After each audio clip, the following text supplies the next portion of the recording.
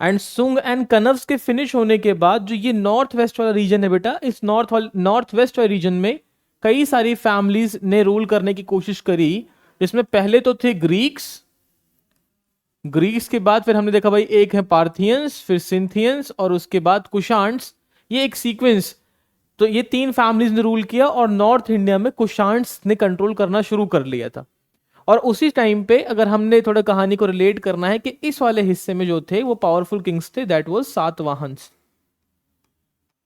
अब इसका मतलब क्या है कि पोस्ट मौर्य के में हमें ये फेस पढ़ना होता है कि just immediate after the Maurya empire scenario क्या था मगध का, तो उस पर सुंग आए, सुंग के बाद कनव्स आए, एंड सुंग उसके कंटेम्प्रेरी में ग्रीक्स ने इन्वेड किया, फिर बाद में Scythians and Parthians, and in the end Kushans ने हम पे इन्वेजन करने की कोशिश करी।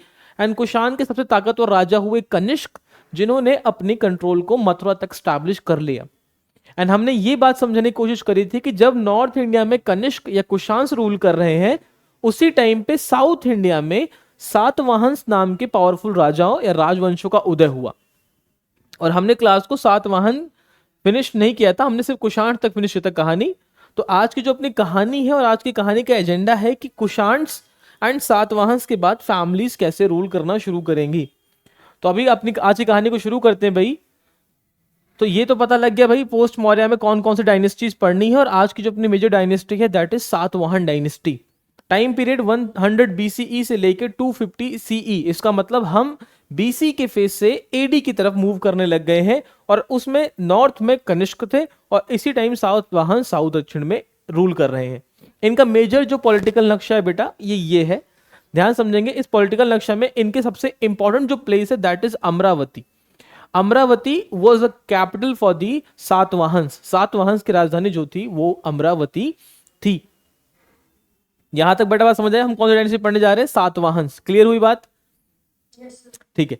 अब सातवाहंस में जनरली अगर हम फैमिलीज की बात करें सातवाहंस की फैमिली में, तो सब फाउंडर एग्जाम में बेटा सबसे इंपॉर्टेंट जो है दैट इज फाउंडर।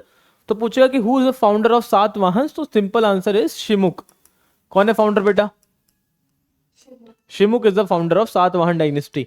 अब बहुत सारे रूलर है, बहुत सारे राजा है बेटा। इनमें सबसे जो पावरफुल राजा है दैट इज गौतमीपुत्र सतकर्णी। कौन है? करणी। गौतमीपुत्र सतकर्णी। अब ये सबसे इंपॉर्टेंट राजा इसलिए है बेटा क्योंकि नॉर्थ इंडिया में सुंग एक ब्राह्मण डायनेस्टी थी। सुंग के बाद कनव्स वर आल्सो ब्राह्मण। कनव्स को खत्म करने के बाद जो मगध पे अपने एम्पायर को स्टैब्लिश करते हैं, जो पूरे साउथ इंडिया पे कैप्चर करने की कोशिश करेंगे, देवर सातवाहंस। एंड सातवाहंस खुद ब्राह्मण फैमिली से थे। और इस पूरी फैमिली का सबसे ताकतवर जो राजा है वो है गौतमीपुत्र सतकर्णी। जितने भी एविडेंसेस मिले हैं हमें, जितने भी कॉइनेज मिले हैं, वो सब रिलेट करते हैं कहीं ना कहीं गौतमीपुत्र सतकर्णी से। सो एक simple question, Gautamiputra Satakarni is a famous king from which dynasty? So Satavahana become your answer. और सातवाहन का जो फाउंडर है वो है आपके राजा शिमुक। ऑल्दो ये छोटे छोटे राजा है, वशिष्ठ पुत्र, ठीक है, और इन सब यजाश्री सतकर्णी, इन छोटे छोटे राजाओं ने कुछ बातें करी हैं, थोड़ी बात देखेंगे। लेकिन इसमें सबसे इंपॉर्टेंट शिमुक फाउंडर, गौतमीपुत्र सतकर्णी। और एक दूसरा फैक्टर बेटा इस डायनेस्टी की खास बात क्या थी, अब तक जो भी डायनेस्टीज हमने पढ़ी they were generally consider and giving respect to their father, मतलब जितना भी रिस्पेक्ट अपने पिता को दे रहे हैं। सातवाहंस ऐसी डायनेस्टी पहली हुई इतिहास के अंदर जिन्होंने अपनी माताओं का नाम अपने नाम के आगे लगाया। जैसे अब यहां देख सकते हो कि यहां तक तो ठीक है, शिमुका, कहना, सतकर्णी, सतकर्णी सेकेंड, फिर उसके बाद शिवा सस्ती, शिशवती, फिर उसके बाद यहां देखें गौतमीपुत्र सतकर्णी। इट मींस राजा का नाम सतकर्णी है, he is using his mother name Gautami in front of his name. तो पहले ऐसे राजवंश जिन्होंने अपनी माताओं का नाम अपने नाम से आगे रखा दैट इज सातवाहन डायनेस्टी। चले कहानी में आगे बढ़े। सातवाहन के बारे में थोड़ी बहुत बातें समझते हैं बेटा। जनरली जो ये पीडीएफ है इसके थ्रू आप पढ़ लेंगे बाद में, लेकिन हम यही वाइट पे देखते हैं क्या क्या बातें हमारे एग्जाम में आ सकती है। तो बेटा सतकर्णी के बारे में जो भी इंफॉर्मेशन मिली हमें, उस इंफॉर्मेशन का सबसे बड़ा सोर्स कौन सा है आपका? नासिक इंस्क्रिप्शन। कौन सा? नासिक इंस्क्रिप्शन। अब एक सिंपल क्वेश्चन बेटा, नासिक इंस्क्रिप्शन के अंदर से हमें जानकारी किस राजा के बारे में मिलती है? That is Gautamiputra Satakarni. And इसी इंस्क्रिप्शन के थ्रू हमें यह भी इंफॉर्मेशन देखने को मिला कि Gautamiputra Satakarni has taken multiple title. उन्होंने कई उपाधियां धारण करी, उनमें से एक उपाधि थी एक ब्राह्मण। सारी बातें स्लाइड्स में लिखी हुई हैं, बट ऑल्दो इनको अलग पढ़ना बहुत जरूरी है। एक ब्राह्मण की टाइटल लिया इन्होंने, एंड दूसरी बात बेटा जो नासिक इंस्क्रिप्शन है, ये नासिक इंस्क्रिप्शन गौतमी पुत्र जो है, गौतमी पुत्र सतकर्णी, सतकर्णी की माता जो है गौतमी, उन्होंने लिखवाया था। सो नासिक इंस्क्रिप्शन, देखो इस बार बेटा सवाल आया था यूपी एग्जाम के अंदर कि हु कंपोज इलाहाबाद प्रास्ती, अभी देखेंगे उसका आंसर। बट अगर क्वेश्चन अगर ऐसा बनता है कि who compose the Nashik inscription, so the answer is Gautami. Gautami Balashri is the person जिन्होंने क्या किया था, नासिक इंस्क्रिप्शन को लिखवाया था। ठीक, और ये इंस्क्रिप्शन किस राजा से एसोसिएट करता है? This inscription is associated with Gautami पुत्र सतकर्णी। यहां तक बात क्लियर हुई बेटा? ठीक, चले अब अगर थोड़ी बहुत बातें हमें देखनी हो इनके बारे में, सो गौतमी पुत्र सतकर्णी के बारे में मेंशन है यहाँ पे, देखें ध्यान से। सो ही टुक द टाइटल ऑफ एक ब्राह्मण, इन्होंने एक ब्राह्मण की उपाधि धारण करी, और इसको लिखने के लिए कौन सी लेडी हैं? गौतमी बलश्री, जिन्होंने इस इंस्क्रिप्शन को लिखा या इस इंस्क्रिप्शन को लिखवाया। इसके बारे में हमें जितनी भी जानकारी मिलती है गौतमी पुत्र सतकर्णी के लाइफ के बारे में, that is from the Nashik inscription. अब एक बहुत इंपॉर्टेंट पॉइंट बेटा जो एग्जाम के लिए पूछेगा, यहां पे जब फोकस करेंगे, इनसे ऊपर एक राजा का नाम लिखा हुआ है, किंग हल। अब सोर्सेस के हिसाब से, जैसे सोर्स मत्स्य पुराण के हिसाब से पता लगता है कि he is the 17th ruler of the Satavahana dynasty. तो राजा हल जो है वो सातवाहन डायनेस्टी के 17वें राजा माने जाते हैं। सर ये इंपॉर्टेंट तो नहीं हो सकता? बिल्कुल बेटा ये इंपॉर्टेंट नहीं है। जो इंपॉर्टेंट है दैट इज दिस लाइन बेटा, ठीक है। एक किताब है जिसका नाम है गाथ सतसई। गाथ सतसई जो है बेटा, दैट इज कंपाइल्ड और written by which king? King Hala. कौन, किसने लिखा बेटा? क्वेश्चन अगर एग्जाम में आता है कि गाथ सतसई किसने लिखा, तो क्या बनेगा आंसर? किंग हल, बिल्कुल सही। और एक सवाल ऐसा आया कि who is the king took the title of एक ब्राह्मण, एक ब्राह्मण की उपाधि किसने धारण करी? गौतमीपुत्र सतकर्णी। एंड नासिक इंस्क्रिप्शन को लिखवाया किसने? क्या बना आंसर? सतकर्णी, जिनका नाम क्या था? गौतमी बलश्री। इतनी बातें क्लियर हो गई? बहुत बढ़िया बेटा। अब ये गाथ सतसई जो है बेटा, इसको जरूर याद रखेंगे। चले, और उसके बाद एक और पॉइंट अगर एग्जाम के लिए हम देखें, यहां पे स्टार्टिंग से जो क्वेश्चन बनता है दैट गुणध्य, ठीक है, जिसने बृहत कथा लिखी, was a scholar in his court. अब बेटा इस पॉइंट को देखें, अगर हमें नोट्स के अकॉर्डिंग समझना है उस बातों को, फटाफट इधर आ जाते हैं अब इस स्लाइड पे, व्हाइट वाली स्लाइड पे देखें कि अगर उसने पूछा बेटा गुणध्य जो पोएट है जिसने लिखा है बृहत कथा, किसके कोर्ट पोएट थे बेटा? तो आंसर क्या बना? हल। और हल ने खुद एक रचना करी थी, उसका नाम क्या था? गाथ सतसई, ठीक है। हाँ मुश्किल सा नाम है, लेकिन अब एग्जाम में तो आ सकता है ना। तो इस स्लाइड से बेटा इन्फॉर्मेशन के लिए जो मैं आपको पीपीटी दूंगा सब पढ़ लेंगे, लेकिन इन जो दो तीन बातों को हाईलाइट किया है, they are most important point from this line. बाकी फैमिलीज का वो पढ़ना है तो अब देख लेंगे कि वैसे कैपिटल क्या थी इनकी, अमरावती, कब से कब तक रूल किया ये भी हमने देख लिया, फाउंडर है शिमुक, और इंपॉर्टेंट राजा गौतमीपुत्र सतकर्णी और राजा हल जो है उनसे एसोसिएटेड कुछ बातें हमने देख ली, ठीक है। हिंदी में कंटेंट है। अब उसके बाद बेटा गौतमीपुत्र सतकर्णी के बाद दो इंपॉर्टेंट राजा आए, एक थे वशिष्ठपुत्र पुलमवी और यजश्री सतकर्णी, दो राजाओं के नाम है। अब इन्होंने कुछ खास बेटा काम नहीं करवाए, बट यट है पता होना चाहिए कि गौतमीपुत्र सतकर्णी के बाद वशिष्ठपुत्र पुलमवी और उसके बाद यजश्री सतकर्णी जो थे, ये दो इंपॉर्टेंट राजा हुए, या यज्ञश्री सतकर्णी। तो ये दो बहुत इंपॉर्टेंट राजाओं के नाम हमें पता रखेंगे बस। नेक्स्ट बेटा पोस्ट मौर्य के बाद, पोस्ट मौर्य में ऊपर थे कुषाण डायनेस्टी, और उनके साउथ में चल रहे थे हमारे राजा सातवाहन फैमिलीज। अब हर एक फैमिली की तरह ऊपर कुषाण्स खत्म हुए एंड साउथ में सातवाहन खत्म हुए। अब जब दोनों परिवार या दोनों डायनेस्टीज 250 तक आते आते खत्म हुआ, या फिर 300 तक आते आते खत्म हुआ, तो इस पूरे भारत के नक्शे में अगर आप ऑब्जर्व करें, भारत के नक्शे में कहा यहां तक कुषाण्स रूल किया करते थे और इन क्षेत्रों तक सातवाहन ने रूल फैला लिया था अपना। लेकिन जैसे दोनों परिवार खत्म हुए तो ये पूरा जो रीजन था that is empty, without any king, without any powerful king. तो जब कोई पावरफुल किंग नहीं था, सो अब इसका एडवांटेज उठाया एक न्यू क्लैन ने और एक नए परिवार ने, that is known as Gupta empire. क्या कहा गया बेटा उसको? गुप्ता एम्पायर। अब ये कंसिडर किया जाता है बेटा कि Guptas were the feudals of the Kushan. जो गुप्त थे वो कुषाणों के सामंत या उनके अधीन रहा करते थे। तो जैसे कुषाण डायनेस्टी कमजोर पड़ी, कुषाण खत्म होने लग गए, वैसे वैसे गुप्ता ने अपने आप को मतलब बढ़ाना शुरू किया और इनके कई सारे राजाओं में अच्छे, मतलब यहां से बेटा कहते हैं that is known as golden phase of Indian history. भारतीय इतिहास का स्वर्ण काल जो है वो गुप्त काल है। कहने की बहुत सारी वजहें हैं। एक तो भारत के नक्शे को पूरे एक साथ कंट्रोल करने की दोबारा जिसने कोशिश करी, देवर गुप्ताज। अशोक के बाद अब तक कोई राजा नहीं आया, गुप्ता बनेंगे अगले राजा जो सबको कंट्रोल करने की कोशिश करेंगे। एंड गुप्त पूरे एम्पायर को नॉर्थ इंडिया तक स्प्रेड करने की कोशिश करेंगे, पूरे इंडिया को एक ही फ्लैग के नीचे लाने की कोशिश करेंगे। इस समय बेटा जो वैदिक संस्कृत भाषा हुआ करती थी एक टाइम पर ऋग्वैदिक फेज के अंदर, आर्यंस वाली भाषा, उस भाषा को रीडिफाइन करके जो मॉडर्न संस्कृत है उसका डेवलपमेंट गुप्त फेज में होगा। पहली मंदिर का निर्माण, अर्लीस्ट टेम्पल जो था उसका डेवलपमेंट गुप्त फेज में होगा।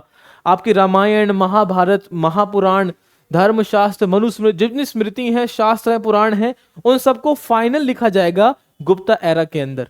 साइंस में मल्टीपल डिस्कवरीज होंगी। सो दैट्स वाई कल्चरली ये बहुत ज्यादा इन्फ्लुएंसिंग डायनेस्टीज में से एक है अपने इंडिया के लिए। दैट्स वाई वी से Gupta is a golden phase of Indian history. बेटा ना बेटा उस समय हुई नहीं है ये। इसको एक तरीके से समझे बेटा कि अगर मैं कहूं कि जो बैटल हुआ है, सपोज करो महाभारत का बैटल, अगर मैं कहूं कि ये हुआ है वैदिक फेज के अंदर, जब महाजनपद हुआ करते थे, कुरु, इंद्रप्रस्थ, जब 16 महाजनपद पड़े, अंग, चंप, ये सब ऐसे, पांचाल, तक्षशिला, वो नाम है जो महाभारत में देखने को मिलते हैं। सो इसका मतलब ये कह सकते हो बेटा कि 1000 से लेके 500 बीसीई, समझ रहे हैं, बीसीई में चीजें हुई हैं और उसके बाद इनको रिटर्न फॉर्म में बहुत सालों तक बेटा ये बोली गई और इनको रिटर्न फॉर्म में फाइनली जो लाया गया वो किस फेस में लाया गया? गुप्त फेस में। क्योंकि अगर एक लॉजिकल सेंस लगाएं बेटा तो जो वेद लिखे हुए हैं वो भी संस्कृत में है, ठीक है, जो रामायण है या फिर जो महाभारत का कंपाइलेशन है वो भी संस्कृत में है, बट दोनों ही संस्कृत भाषा में बहुत ज्यादा डिफरेंस है। जिस संस्कृत में वैदिक रचनाएं की गई हैं दैट इज वैदिक संस्कृत, जो डायरेक्टली आर्यंस के इन्फ्लुएंस से डेवलप हुई थी। ये जो संस्कृत इस फेस में बोली जाती है, इस फेस में लिखी जाएगी संस्कृत, वो संस्कृत आज की जो मॉडर्न संस्कृत है उसकी बेसिक ओरिजिन थीम ही रखी जाएगी। सो इसका मतलब जिस संस्कृत को आज हम बोल रहे हैं वो गुप्ता फेस में ही डेवलप हुई है, दैट इज करेक्ट।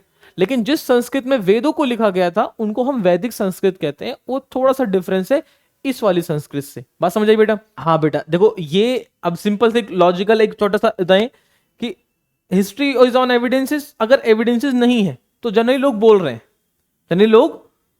हैं, और बोलने के थ्रू, जैसे आप अगर हम छोटी सी कोई कहानी, घर की कोई कहानी ले कि अगर घर में दादा के भी पहले कुछ लोगों ने कुछ इंसिडेंट किए होंगे या दादा ने कोई इंसिडेंट किए, वो इंसिडेंट पापा को बताते थे, पापा ने हमें बताया या मदर को बताया, फिर जब दादी सुनाती हैं दादी उसको बहुत एग्जैजरेट करती हैं कि अरे तेरे पिताजी आए, उन्होंने लठ उठाया, एक लठ मारा और 4 लोग एक साथ गिर गए। तो एक्चुअल सिनेरियो कुछ और है, उसको दिखाया कभी किसी और सिनेरियो में जाता है। सो वैदिक टाइम से लेके गुप्ता फेज तक जो ब्राह्मण थे ये ब्राह्मणों को सुनाई जाती थी, काफी लंबे समय तक वो फैमिलीज के थ्रू पास ऑन होती रही, एक जनरेशन से दूसरी, दूसरी तीसरी, तीसरी चौथी, चौथी से पांचवी। तो जो एक्चुअल कॉन्टेक्स्ट था वो कॉन्टेक्स्ट कहीं खो गया, बट उससे जो हाइपोथेटिकल कॉन्टेक्स्ट बनने लग गए वो कॉन्टेक्स्ट ऐड होते चले गए। जैसे एक मेजर, मैं अभी मेरा टाइम है तो इसे एक लेक्चर के अंदर थोड़ा समझाऊं आपको कि अगर मैं बेसिक सा डिफरेंशिएशन जो बेटा मुझे लगता है, जो रामायण और महाभारत का, रामायण का अगर एग्जाम्पल लें तो अभी तक हमने जितने भी परिवार देखे बेटा हिस्ट्री के अंदर, आपको ये देखा कि सर सारी जो फैमिलीज थी ना जनरली वो इस हिस्से के ऊपर रूल कर रही हैं। साउथ में कोई पावरफुल किंगडम डेवलप नहीं हुआ, साउथ में कोई बड़ा राजवंश डेवलप नहीं हुआ। तो इसका मतलब हम ये कह सकते हैं बेटा कि साउथ के अंदर जो डेवलपमेंट था, ह्यूमन डेवलपमेंट था साउथ के अंदर, वो बहुत लेट पहुंचा। तो अगर इन केस हमें ये पता है कि साउथ में डेवलपमेंट लेट पहुंचा, तो अगर मैं कहूं कि आज का मॉडर्न डे जो अयोध्या है वो कुछ इस जगह पे लोकेटेड है, और आज का साउथ इंडिया पूरा ये है, और यहां से यहां तक की जर्नी जिसने तय करी थी दैट वाज लॉर्ड राम। इन्होंने, भगवान राम ने यहां से लेकर यहां तक की जर्नी तय करी। अब एक बेसिक डिफरेंस समझे बेटा, उनको हनुमान जी मिले साउथ इंडिया में, ठीक, राम जी कहां से थे? नॉर्थ इंडिया से। अब हमको ये पता है कि डेवलपमेंट जो स्टार्ट हुआ वो नॉर्थ इंडिया में शुरू हुआ। तो अगर मैं कहूं कि डेवलपमेंट के बीच में 500 ईयर्स का गैप है, कि मतलब जो चीजें 500 साल पहले नॉर्थ इंडिया में आ रही हैं वो 500 साल बाद साउथ इंडिया में जा रही हैं, तो इसका मतलब जो मॉडर्न होमोसेपियंस है, हम जैसे इंसान है जिसके पास पूरा माइंड सेट है, वो घर में रह रहा है, कपड़े पहन रहा है, क्या चीज खानी क्या चीज नहीं खानी, सब चीज का एक्यूरेट उसको नॉलेज है, वो सब साउथ में ट्रैवल करते हुए गए तो वहां पे वो मिले होंगे कुछ ऐसे ह्यूमन से जो ह्यूमन फॉरेस्ट में रह रहे होंगे, उनको अभी शहर में रहना या घरों में रहना नहीं आता होगा, वो फॉरेस्ट में रहा करते थे, अपने पूरा लाइफ फॉरेस्ट से स्पेंड किया करते थे। और उसके बाद अगर भी रहते होंगे, बिल्कुल सही बेटा, वही चीज तो है यहाँ पे। और जो श्रीलंका में रह रहे होंगे, जैसे हमने रावण कंसीडर किया, उसके पास नॉलेज भी है बट कंसीडर एज दानव, तो इसका मतलब वो क्या पता उससे पहले का ह्यूमन प्रजाति हो, जिसके दांत बाहर हो हल्के हल्के। जैसे आज बंदरों को देखोगे उनके दांत बाहर रहते हैं, हमारे नहीं है इतने जितने बंदरों के बाहर रहते हैं। गोरिल्लास का देखोगे वो और खतरनाक लगते हैं। तो क्या पता हमसे पहले के जो ह्यूमन है वो हनुमान जी, और उनसे पहले के जो ह्यूमन है that is kind of a Ravana family. तो अब सिंपल सिंपल बेटा समझो कि जब राम जी ने देखा, जब हनुमान जी ने राम जी को देखा, सपोज करो इमेजिन कॉमेडी फॉर्म में कि राम हनुमान जी ने केला तोड़ा पेड़ से और खा लिया ऐसे बिना छिलके के साथ। तो राम जी ने उनको समझाया होगा कि यार हनुमान प्लीज ऐसा नहीं करते, केले को छीलते हैं, सेब है तो सेब को काटते हैं, there is proper way of doing everything. तो ह्यूमन लर्निंग फेस में था, तो Hanuman ji got inspired from Ram ji कि यार बात तो सही कह रहे हैं, हमें आज तक सब कुछ गलत करता आ रहा हूं, ये बिल्कुल सही तरीका बता रहे हैं।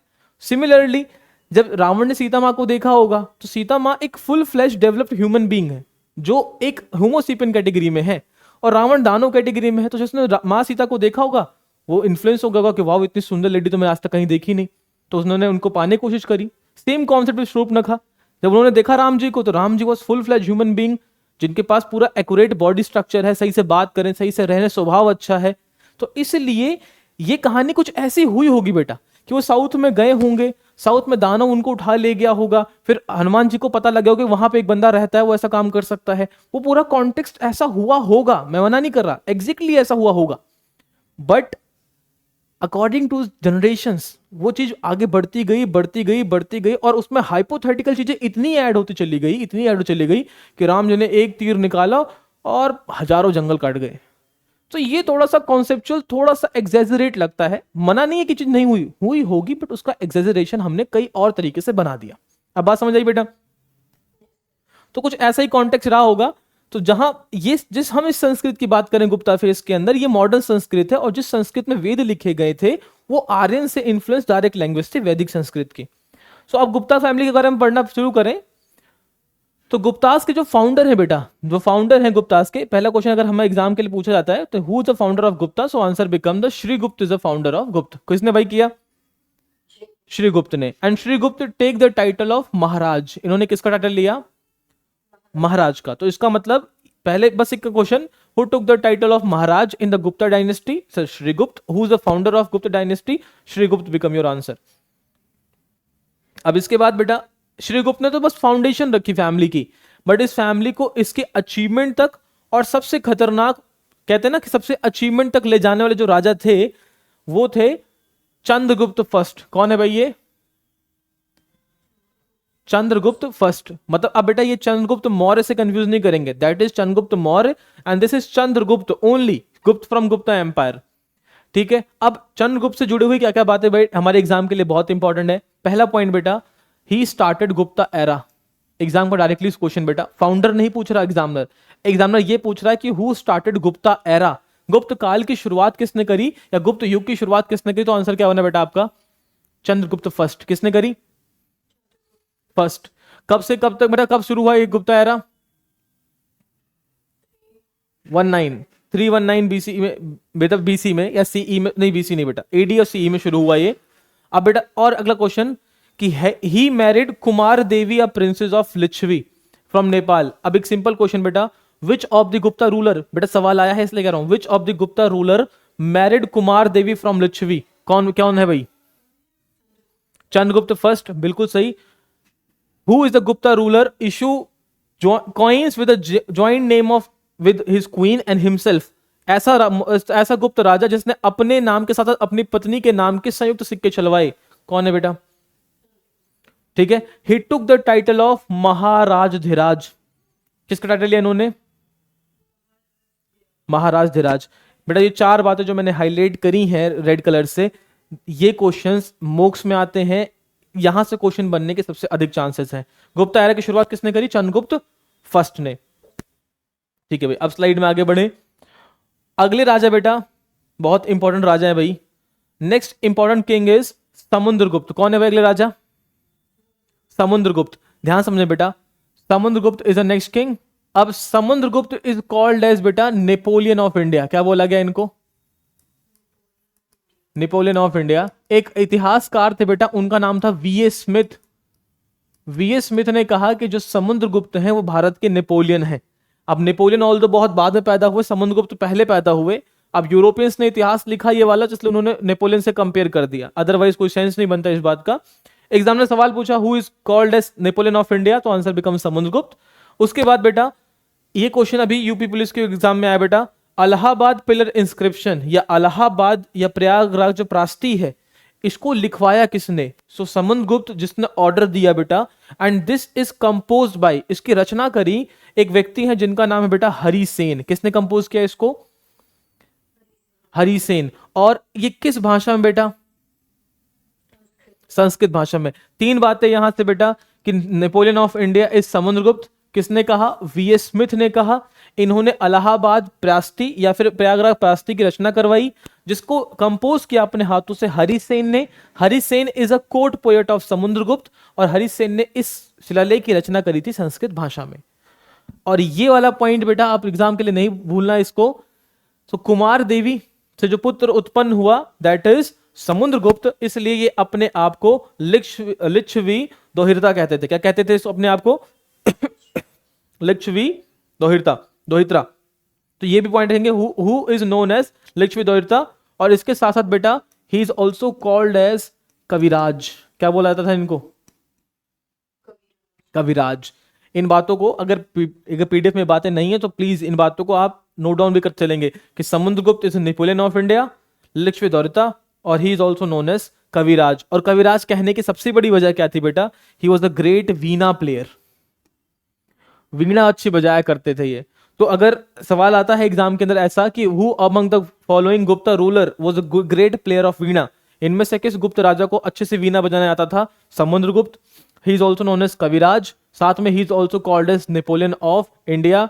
लिच्छवी दोहित्रा इनका नाम था। और उसके बाद हरिसेन नाम के कोर्ट पोएट थे जिन्होंने संस्कृत भाषा में प्रयागप्रस्ती की रचना करी। प्रयागप्रस्ती को बनाने का ऑर्डर दिया था समुद्रगुप्त ने। बेटा 5 से 7 बातें क्लियर हो गई।